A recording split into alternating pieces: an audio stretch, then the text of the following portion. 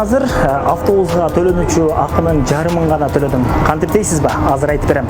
Жалал Абад шаардык мэриясы жана ошондой эле Баланс KG компаниясы менен биргеликте шаардагы муниципалдык автобустарга төлөнүүчү акынын 50% гана төлөй турган мүмкүнчүлүк түздү.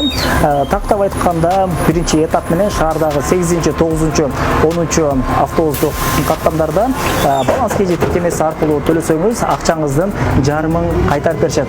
Анын үчүн кол телефонуңузга Баланс KG тиркемесин жүктөп алып, автобустагы QR-коддорду сканерлейсиз жана ошондой эле автобусту төлөнүүчү акынын толук суммасын жазсаңыз, Баланс KG кайра сизге жарым акысын кайтарып берет.